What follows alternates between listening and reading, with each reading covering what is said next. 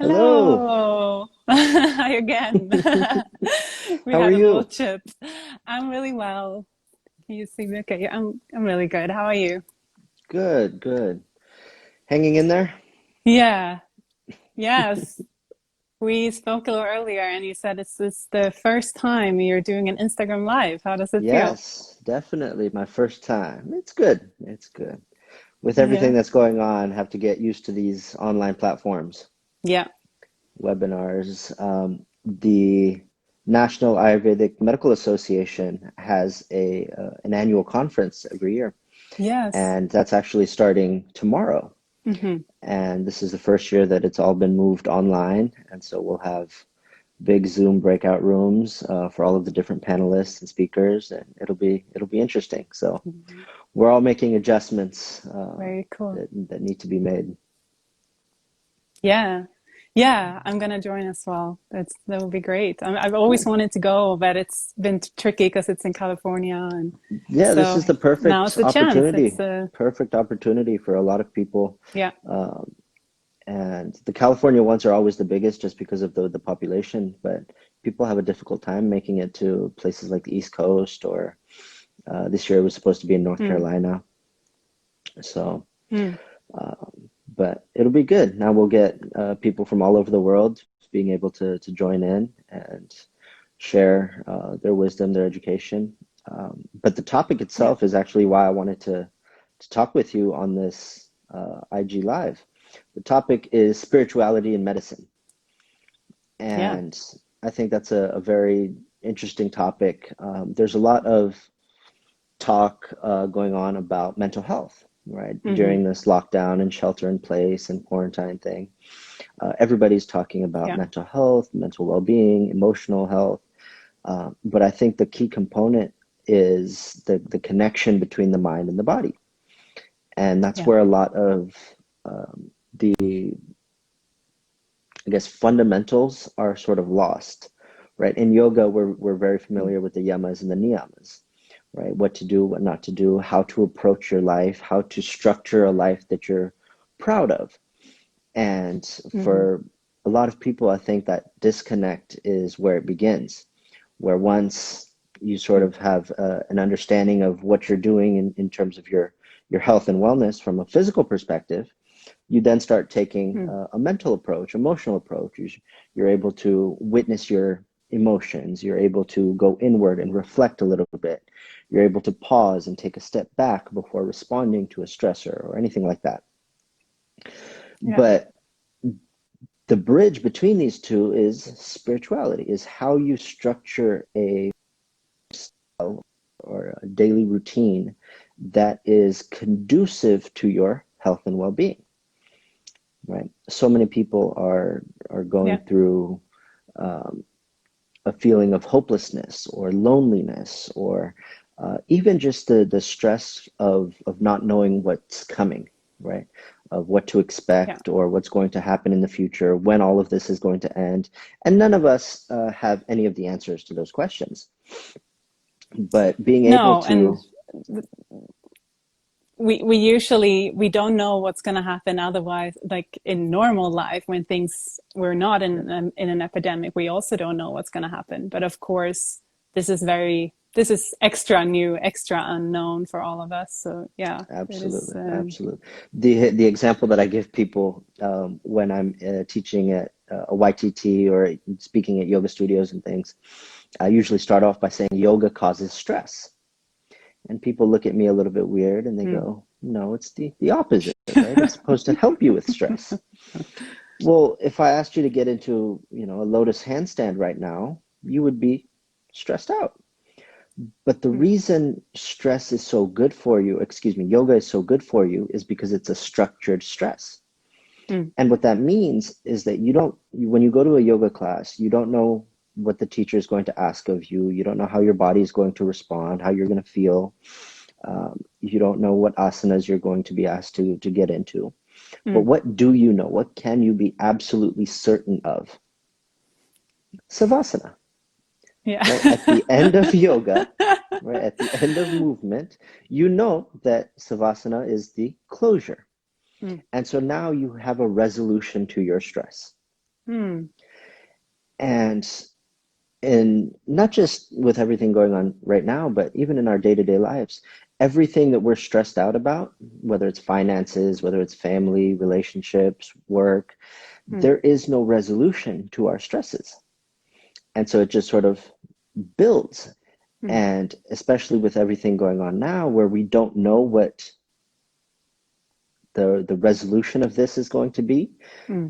everything in terms of the economy, in terms of how we will approach simple things like grocery shopping and sporting events. How comfortable will it be? How comfortable will you be going to, a concert or a sporting event after all of this is over? How long will it take you to feel okay?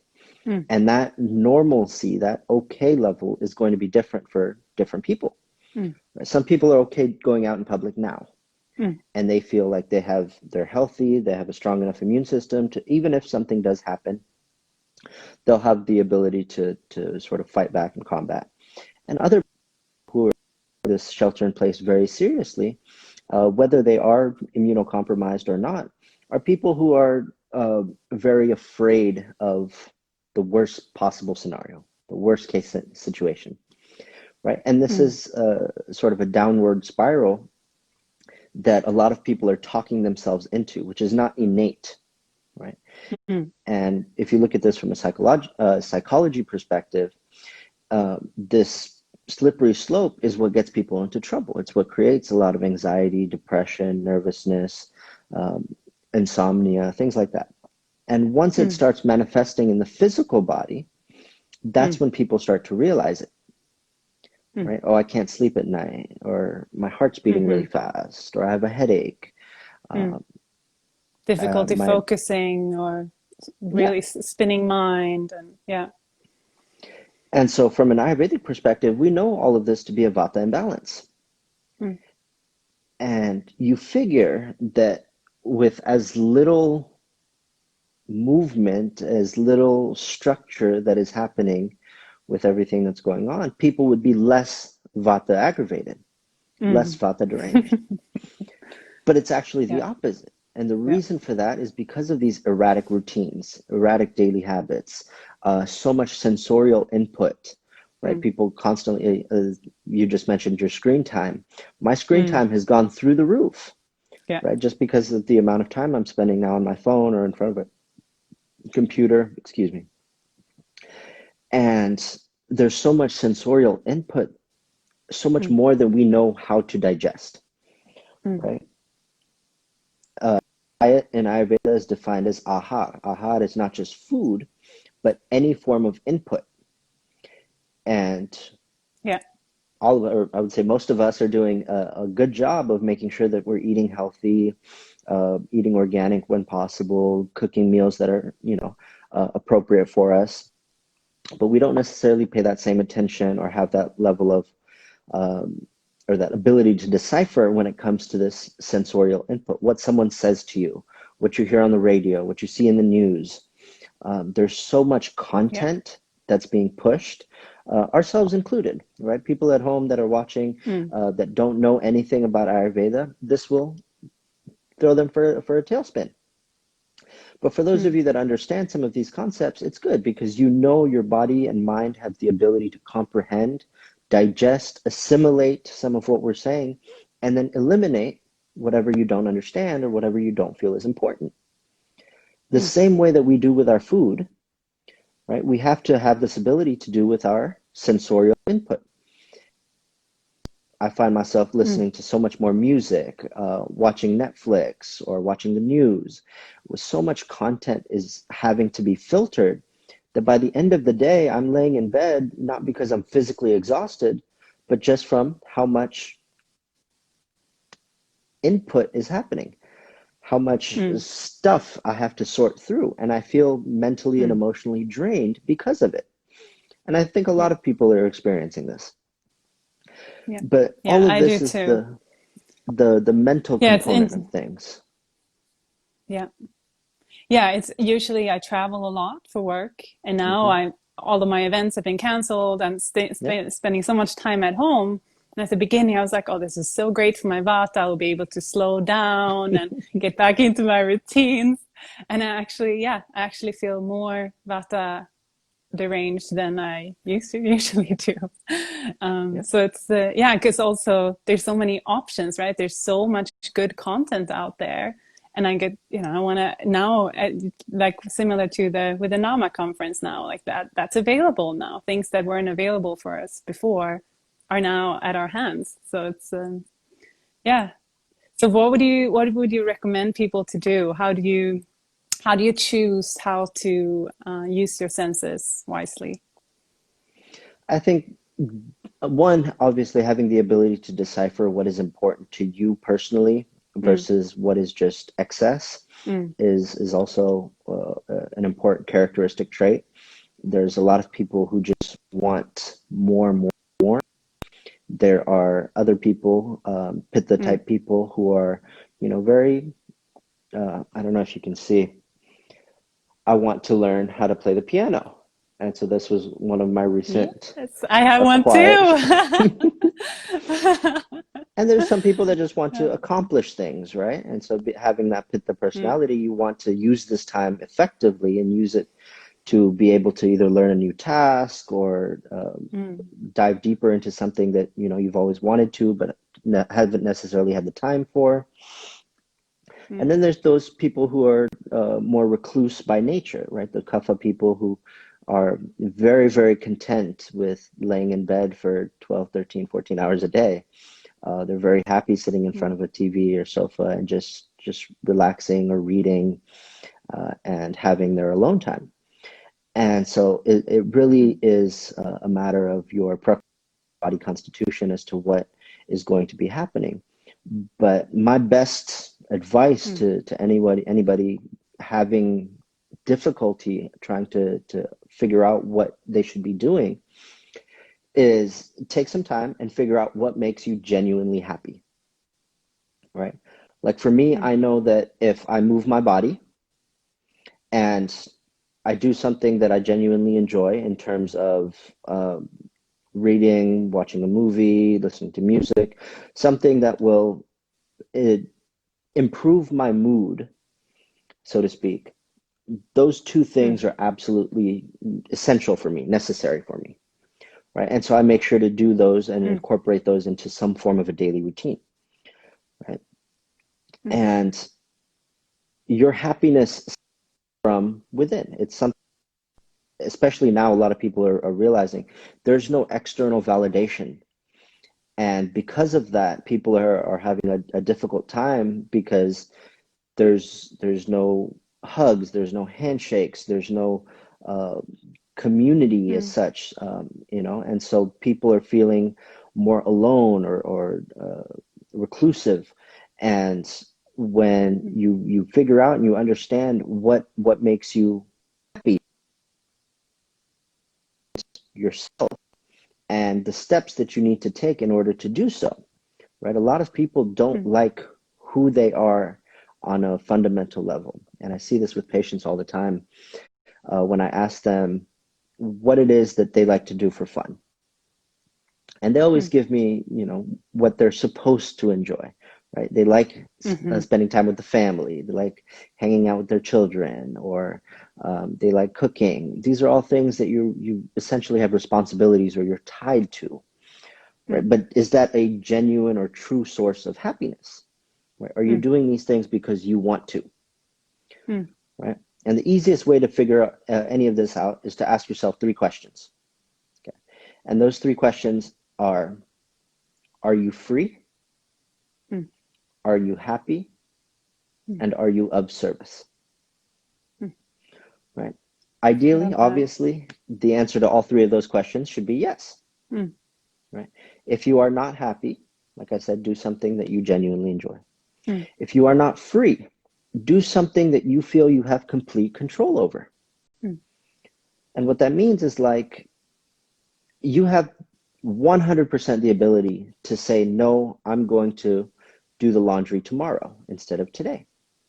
That's something that mm, you have complete control over. You're not dictated by a work timetable or a schedule or um, your spouse's or your children's routines or their needs, but you have complete control over.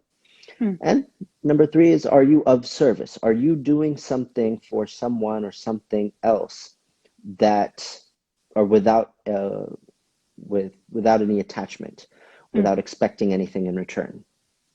And it can be something as simple as taking care of plants, feeding an animal, giving somebody a compliment online, right? Doing something without self-attachment, without, if I tell you you Mm. look pretty, you have to tell me that I look pretty. Why didn't you tell me Mm. that I look pretty? And so, Mm. are you free? Are you happy? And are you of service? If you can answer yes to all three Mm. of those questions, then it is time to move on to what we call spiritual medicine, right? Now you have taken care of your physical body, you've taken care of your Mm. mental body, and now Mm. your spiritual body. And Mm. your spiritual body is something that operates on a much more subtle level. Mm. For a lot of people, just the concepts of yoga, meditation, pranayama, understanding how their mind works in terms of happiness, sadness, contentment, satisfaction, just that part is very difficult. Mm. And so wherever you are in your journey of healing, once you get to a point of spirituality, it is bridging the gap between the mental and physical. And this is, I would say, the most Mm. important key that sort of unlocks who you are, your true potential. And this is when you Mm. genuinely understand yourself from a fundamental perspective. Because Mm. whatever name that we give to it, it's a level of consciousness, it's a level of higher states, it's a level of the laws of nature that you won't adhere to, whatever you want to call it, it is something that you do without thinking. Mm. And it's something that is developed without constant attention, Mm. right? Success or perfection, enlightenment, all of these things are, you look at upper echelon, they're very difficult to reach. Mm. But the people that are there, the people that have experienced these things, what they say is it's in your daily habits, it's in your daily routine. You focus on one small thing at a time. And then once you Mm. step back, you see the big picture, right? Mm. And Yeah. And it grows from there, step by step. yeah, Yeah. We the also had reason, a the question reason, come in here. oh, sure. I just could pop a question in. So, what about people with children who are busy working from home, need to cook much, and have less time for themselves? How would you how do you work with clients to find space to take care of your both physical, mental, and spiritual well-being if you feel like you don't have that much Absolutely. time? Absolutely. It's very difficult, especially people who are still working or have a full-time routine right now, Mm. with everything that's going on.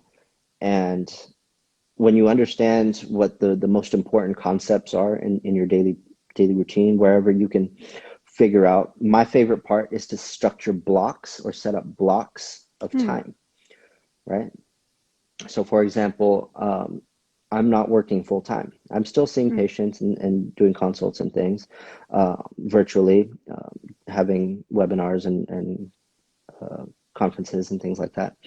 But I structure it so that I have my work block, I have a lunch block, Mm. I have an afternoon block, I have a dinner block, I have a bedtime routine block, I have a first thing in the morning block, and whatever you feel is most important to fit into those blocks is what you should Mm. work on.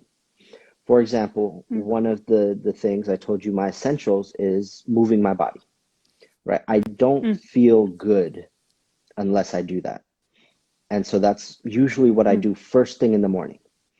Whether it's going Mm. for a long walk, whether it's a quick 10-minute stretch, whether it's Mm. some sort of workout exercise, weight exercise, whatever it is, however long or short, it has to happen in my morning block.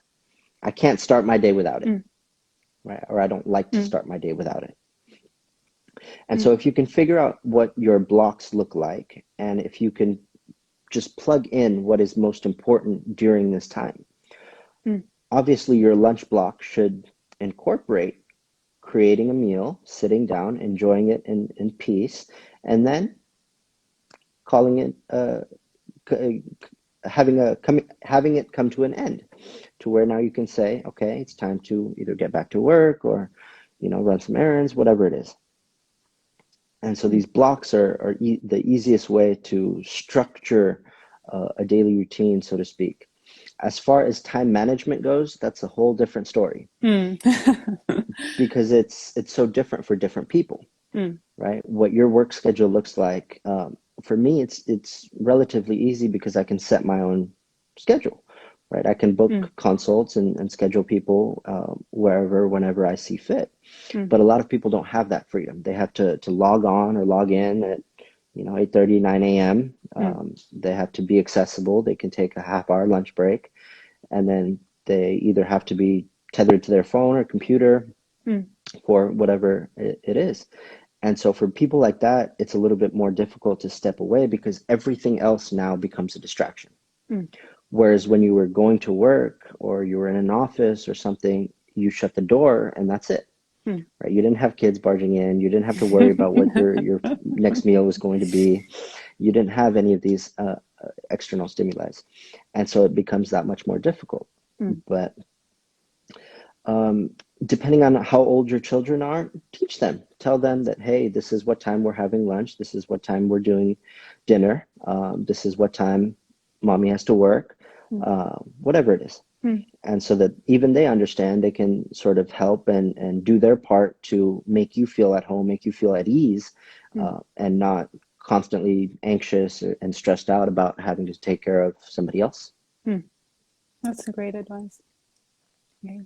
So what about people at home now that are having a lot more time, the people who feel, that actually maybe question their life, have time to finally stop and see, what am I doing with my time? How do I want to live? How do you talk to people like that are in a transition, that maybe realize, I don't want to go back to my old job. I'm switching career, or I'm living my life differently from now on. Two key points to that question. One is the root cause of that reflection. Are you doing it out of stress? Are you doing it out of fear? Are you doing it out of motivation? Are you doing it out of love? What is it? Why are you having these thoughts now and never before? Right? If you're somebody who is very unhappy with your career choice or with your job, and being at home, sitting all day, eating, drinking, watching TV is making you happy, then you understand that there's some sort of a disconnect between what you're doing for a living versus what you want to do. The other portion is the understanding of who you are, right? Like I said, from this fundamental perspective. And that concept we know to be dharma, right?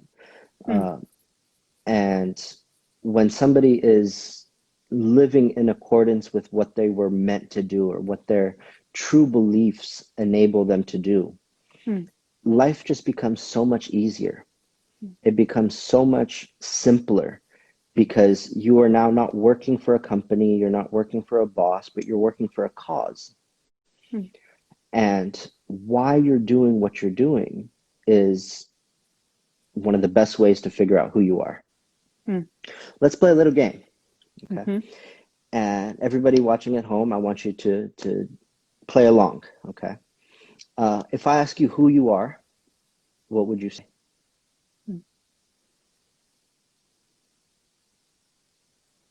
What would your response be, Lisa? My response would be, I think so often we just identify with our job and we go into, I work with this, and that becomes our identity.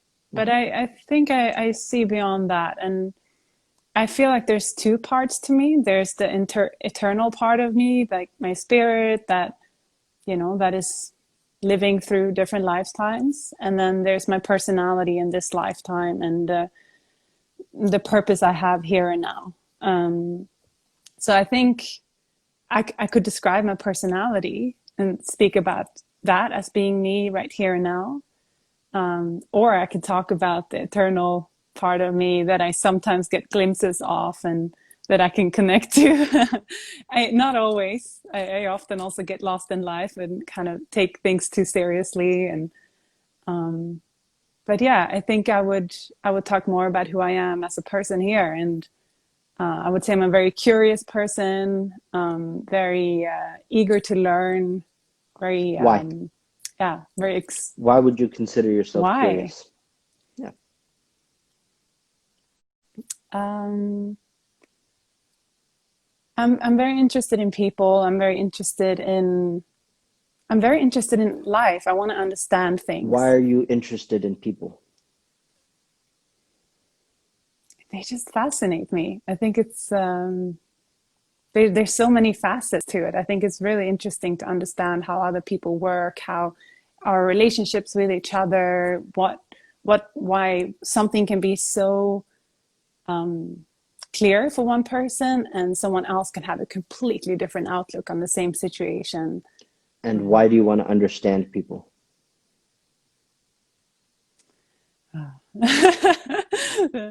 Why I want to understand it. I don't know if I need to understand them. I think it's just interesting to observe it and just, I don't need to understand it. I think it's just fascinating to watch and just learn and see and just, So yeah. that's the whole point. That's the whole game, is to keep asking why, Mm, right? Why? Why are you doing what you're doing? Right? Why are mm, you working for the company you're working for? Why do you mm, have the job that you have? Why are you in the mm, relationship that you're in? mm, What do those morals, what do those ethics, what do those characters mean to you, right? mm, When you say you can describe your personality, why are you the way that you are, mm. right? Uh, I do. Yeah. I want to understand people because I want to be able to help people. Why do I want to help people? That's something Mm, that I was always shown is a form of love, right? You help the people that you love. mm, And so that is my way of mm, showing my love, my care, my um, willingness to help is by mm, helping somebody else, right? mm, And so these are the characteristics that stem from all of this. And so mm, the reason I do what I do is because I have an innate desire to share love, to share who I am, right? And the basis of everything I'm doing is to be able to help people, right? If that's mm, one person, if that's 1,000 people, uh, mm, I'm fulfilling my duty to myself, right? And so that mm, is what I think a lot of people don't understand. And when they go down this reflective path, it's very black and white for them, right? But mm. it's the gray that's the most important part, because how you can blend these two and understand what you're doing out of necessity, what you're doing out of Mm, want, right, or desire. mm, And a lot of people say that they have the job that they have to put food on the table, mm, right, to pay their bills. And that's absolutely okay. Other people mm, are not making as much money, but they are loving what they do for work, right? And so now they're trying to figure mm, out how to uh, get some of the need portion where they need more finances. And mm. so it's the gray where you're trying to blend these is the most interesting part. And as you become more reflective, as you Yeah. understand yourself deeper, and from a more subtle perspective, you will realize that why you do what you do and when you do what you do is so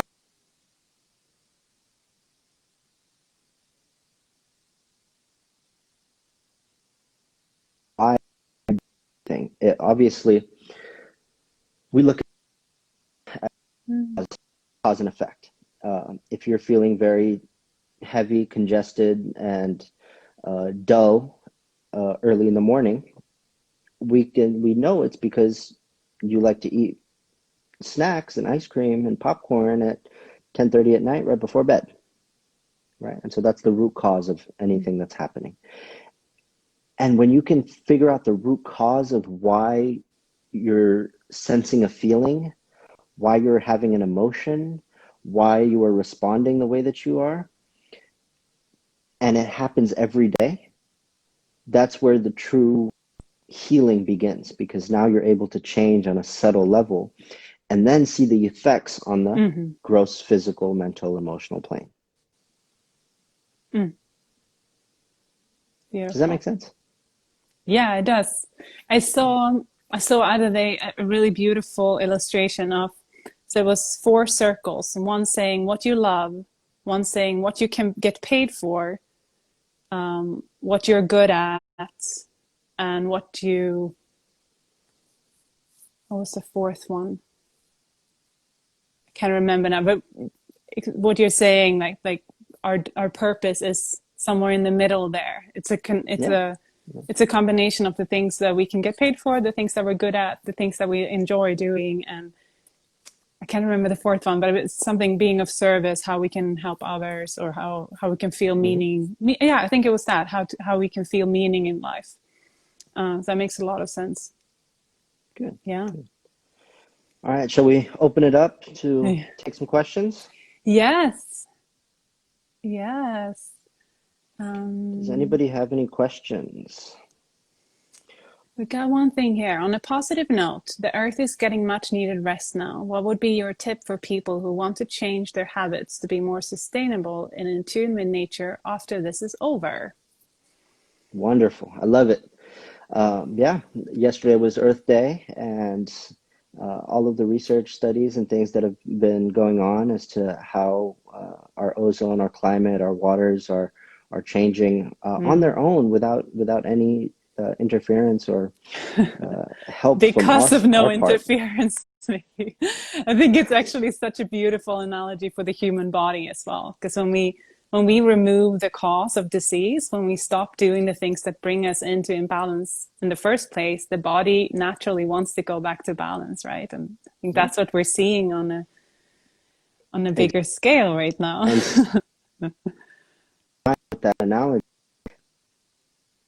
because is to weed out some of your waste products, right? What is it that you have to eliminate on a regular basis, right? For me, one of the Mm, biggest things is probably shipping. With the number of packages and things that we have delivered, whether it's my house or the clinic and everything, just the amount of shipping material that we recycle and toss mm, every day, every week is tremendous. It's tremendous. And so, how can we mm, reduce some of that? Is going to be my personal focus. Making sure that you're using clean cookware, making sure that you're not using plastic containers, making sure you're drinking out of glass, reusable mm, straws, all of these things, piece by piece, slowly by slowly, will create and culture habits that are more sustainable in the long run. But as far mm. as helping Mother Earth and helping nature, there was a comic, not a comic, but a picture that I saw, uh, a father uh, helping his son plant a small seed. And when that son grows up, he and his son are watering the tree. And his son and now the grandfather are swinging from the tree, right? And so everything that you do today will help future generations. Mm, And I say the same thing about our mm, generation in terms of medicine. If we teach mm, this generation to heal, we will cure the next mm. generation. Stop the cycle. Mm-hmm. Yeah, beautiful. Great. We also had a question come in beforehand about asthma. So someone having asthma and hair loss, the combination of the two. And I can imagine in times like these too, maybe people with conditions already in the respiratory tract. Do you have any tips for people who have challenges in that area already? Yeah. Anybody who's dealing with any form of respiratory distress, right? Whether it's asthma, whether it's a history of pneumonia, whether it's difficulty breathing during sleep, whatever it is, right? When you're having these difficulties, when you're having these experiences, it's important to figure out one, why and when it started. But there's simple things that you can do to help understand what's happening. Okay. One of the easiest things and one of my personal favorites is steam inhalation. Okay. Heat, we know, opens up and dilates all of the channels. Okay. It helps dive deep into the body, into your lungs, and open everything up. Okay. If you want to add any essential oils, that's even better.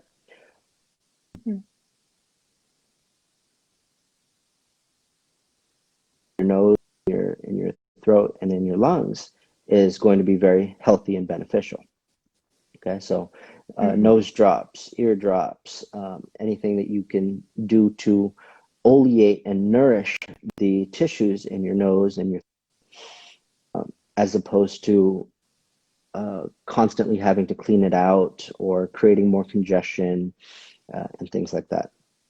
So steam inhalation, I would say, is going to be your best bet to protect yourself during this time from something like asthma.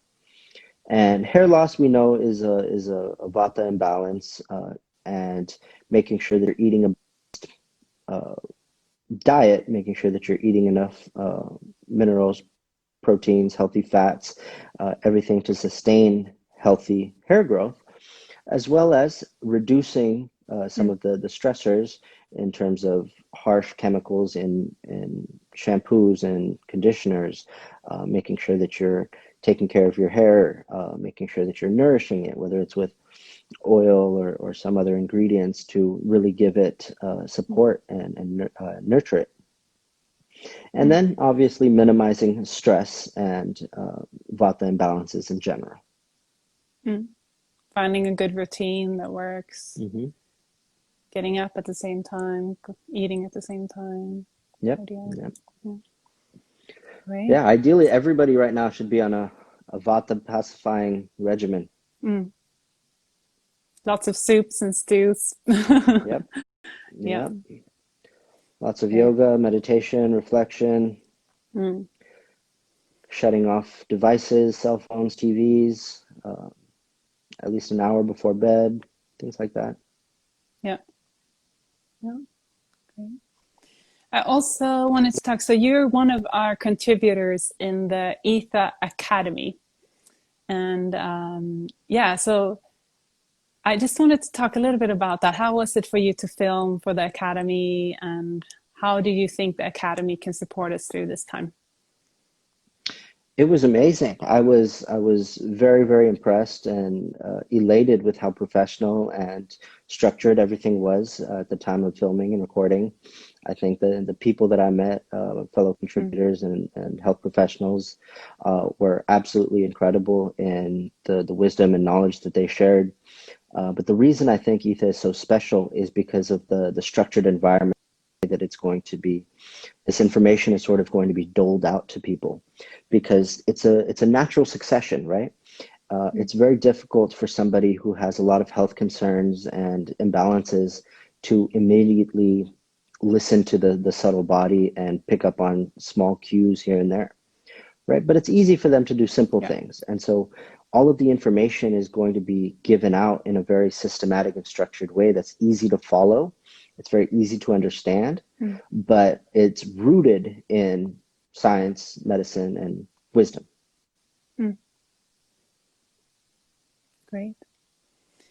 All right. I want to start rounding up. If there's one thing you would send people home with today, if there's something that you think they can start doing today, if we only choose one thing, we've talked about a lot of things, what would that be?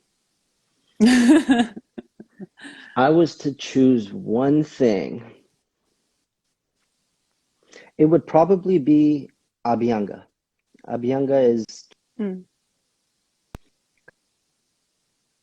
they'll work on so many different facets. Okay, I use Abhyanga as a tool for self-love, Okay.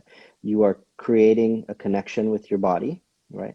Nobody's bothering you when you're in Mm. the bathroom before a shower by yourself, right? You have no distractions. You can't touch your phone while your hands are oily, Oily right? hands. Yes. Exactly. It is very good for the immune system, okay? It's very Mhm. good for circulation and lymphatic stagnation and lymphatic drainage.